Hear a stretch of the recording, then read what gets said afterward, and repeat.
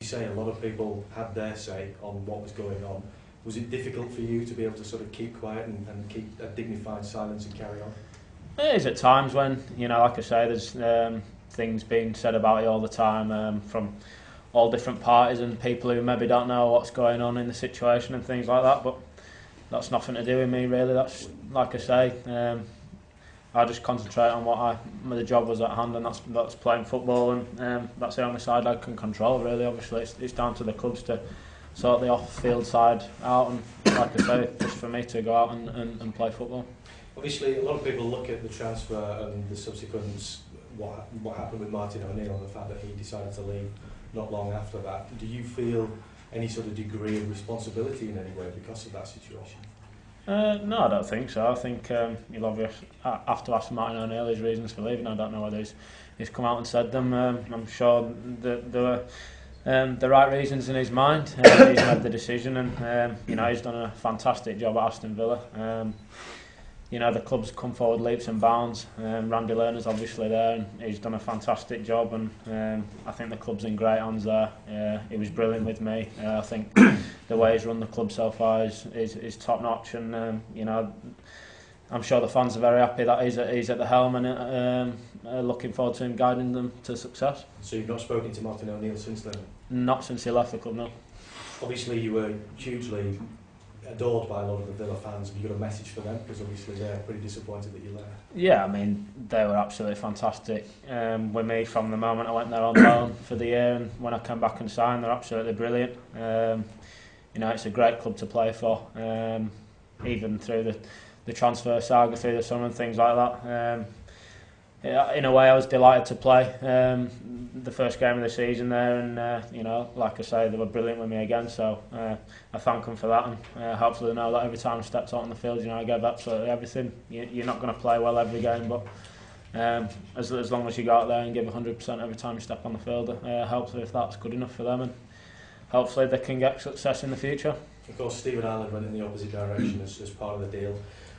He had some interesting things to say about City when he left, saying that if you think that the grass is greener on the other side, you could be in for a shock. What did you make of that whole situation there? I didn't really see it, to be honest. I've heard it second, third hand, and hopefully he can go to Aston Villa and do very well, and be a great signing for them, and likewise hopefully I can come here and have success here. So obviously you've already had your first taste against Liverpool, got the man of the match award. Was it everything that you expected and hoped for? Yeah, I mean, a scraped victory had done, but to get the result we did was great. It was a good performance against a top team, and it can be two ways. A fixture like that, first home game, can either be very good or very disappointing. And luckily enough, it was the first. We played well, we got a clean sheet, and it was a good team performance and a great result to kickstart the first home game of the season, and hopefully we can build on that and kick on. Do you see yourself playing more in that sort of central role from now on? I think that's my best position, but it's obviously down to the manager wherever he sees fit to play.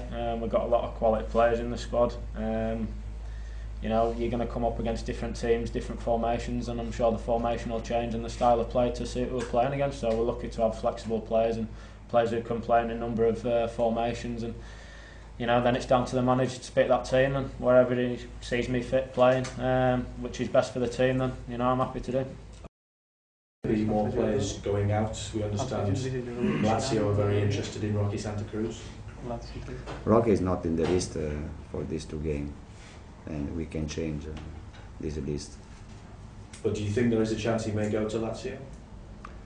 I think that Rocky is a fantastic guy, is a fantastic player, and I spoke with him.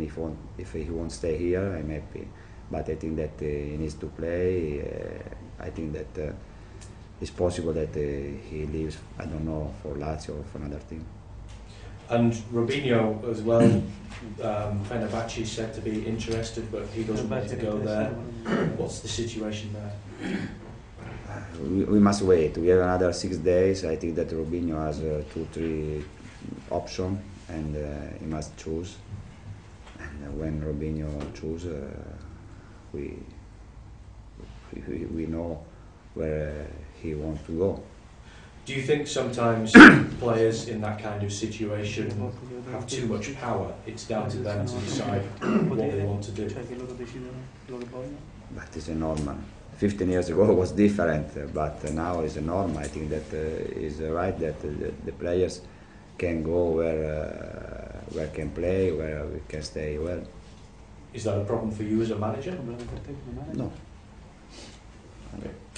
I think with Roberto, you'd left the door open for Robinho a long time. Is the decision made now that his future lies elsewhere? No, I spoke always clearly with Robinho, because for me Robinho is a fantastic player. I told him if he wants to stay here, he can stay, but it's important that if he wants to stay here, stay and work well and play well every day. And I have a good relationship with Robinho, but I think that Robinho wants to leave because he wants to try to play in Italy or I don't know, in Turkish or come back in Spain. What is the situation with Joe? Does Joe have a future in the club? Joe? Yeah. Joe Silva? Yeah. Yeah. I appreciate Joe in this 2 months. I think that he's a good player because I know him when he played for Sesca. I play against with Inter, and for me he's a good striker. Just a question on Shay Given. Has there been any more development in terms of whether he's likely to stay now or whether he could be loaned out to move permanently?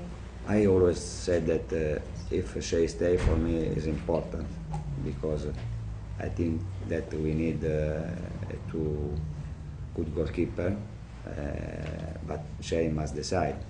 And I said that I can understand if he wants to leave, but I hope that he can stay. Has he told you that he wants to leave? No, this 10 days ago told me that he wants to play, but I can understand because for a player it's important to play. But I think that now we have other 6 days. I think that he must decide. If he wants to stay, for me is a good thing. Has there been any interest from any other clubs in him or not? At this moment, no. Will he play tomorrow, Roberto? You want to know the first 11, eh? No, just a goalkeeper. I don't know. I must decide. But before I won't speak with him.